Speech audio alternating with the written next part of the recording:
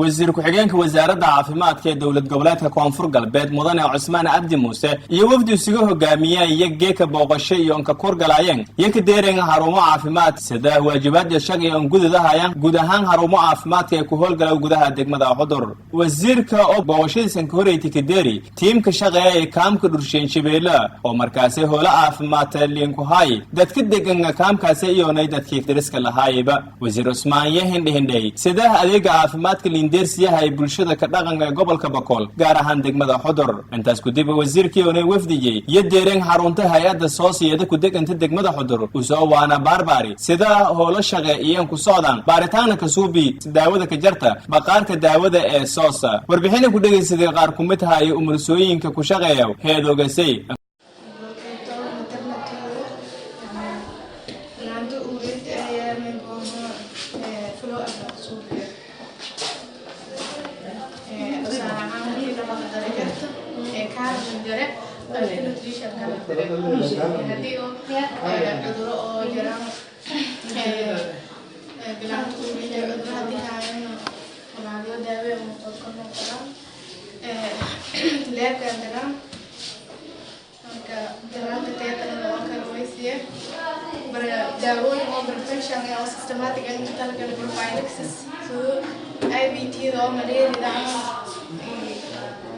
deworming or albendazole systematic treatment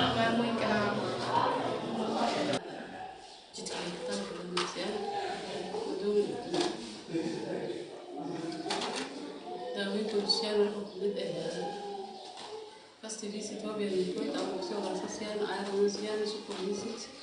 third visit is a visit of the social fancy radiation or extra in the suite and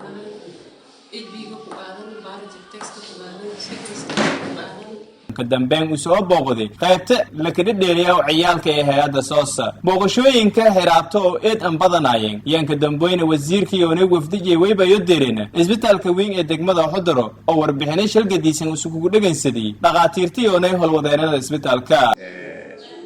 waxaa runtii ku falgalay gobolkan waa mashkiliyo oo referral ku ah dadka imaanaan inkastoo isku jirto magaalooyinka wadooyinka xiran haddana sababta keeska ku imaadaan way imaadaan keeskii ma 9 kiiloomitir inta si qalin loogu sameeyaa iyadoo aan jirma kale aadaan runtii waa wax deegaankan farxad weyn in isla ka shaqeynayo oo baahidii aad ku timid qabiyo oo diyaarkiis loo kireeyo xamaraan bay dawlo qaado in laga baxay runtii taasna wadaarda ku amaan iyo hay'adaha partner kala oo hooshii wada baahida guud isla ka jirtaan ay hayo self-referral lagu kiyaalo oo marka baahi gooni qabo oo ay kamid tahay arrimaha la xiriira supply iyo shaqada oo nuuya iyo hay'adaha staff oo space hasto dhismaha ay fiirihin waxa uu aan dareemin inay nagadimayn dhismaha awgeed ku jirno hay'adaha dhismaha university-ga ama kanyeerka iyo saalada iyo maternity delivery program keeska sirra ay jirtaan ku filan saadada waxa ku qasbana marka bukaanka la hadlo saddex joog xaalis faraas oo fiican in xaafad ku sii dhameys inta kofri oo dhan saas loo yaraa waxay tahay hadii bukaanada ku jifaan bukaanka emergency ku meelo ku meel jiifinaysnaha marka subax kasta akuman sariirka ama sariirka ku banaanshaheeda waxa lagu fikiraa in sariirada loo sii diyaariyo hadda taqriiban saaka 7 kiis camal aan bixinay sababtan waxa maanta kiis markii maamul jiifay oo diyaarnaa سدتي دو حاول زاد مرة بقى عصنا إن بسم الله نقول أو استقل بالعري قيبت الدلالات بالبنانتاي بسم الله بدنا نويك بناين أو بناء وجرا قيبت أنا أو بيدي بسم الله خلنا مرة بدي أكره بنانتا هذا قيبت وش غدا بدنا ليه كرو كان هذا الوقع بلماني في قيبت أي سير إيه هو الآن كذا إيه قيبت أو بيدي عالية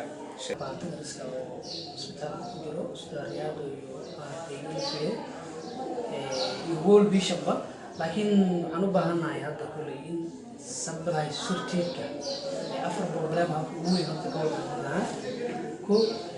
ما أدري إنسكورتي بيو بدهان كلو ما أدري إنسكورتي كنترول ما أدري قبل ذي هذا أنا جو أرم موجي ما أدري دين كلو سوق بيكلم مباهي ده سوق بيكري iyo transportation problem oo maartay ayadana dhibaato kale ay tahay oo anaha sharaha markii degmadaasi waxaan kiri kartid oo kale inuu gudbin karo ka soo qaadan karo dhibaato kale waa maartay transportation kale markii hadda daawada laga dhamaato baydhabo oo kale waa mid centerka koonfur galbeed xagga waxaa lagu leeyahay maaragtay daawada storka ku jirtaa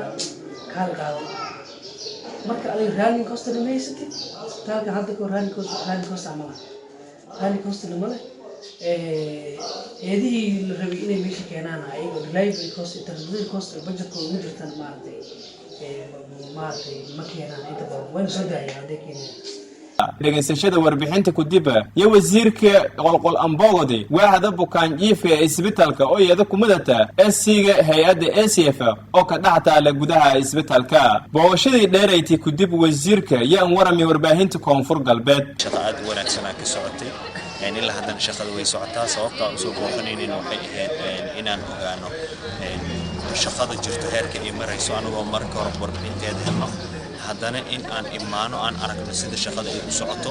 runaatii waana aragnay waana ku qanacnay intii aan ogeynay in kaloo ka wanaagsanana loogu warbixiyey tiimka wasaaradda ee meesha u joogay baahiyo oo jiro na way jireen waxa ugu weynaa dhankii raajadii istaalkii raaja la'aan waaye sidaas darteed waxaan soo ballan qaadnay in raajada si waqtiyaha badan dhankeyna anagoo adeegsanayno awoodii wasaaradda iyo maxay ahayd oo hay-adaha aan saaxiibada lanahay nagala shaqeeya arrimaha caafimaadka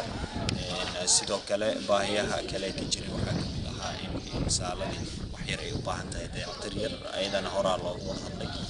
haddana in wada hadalkii hore loo wada hadlay fulinteedii aan insha allah anagana kasii qaadayna cabdinuur sheekh aadan yuusuf TV-ga iyo raadiyaha koonfur galbeed magaalada Xudur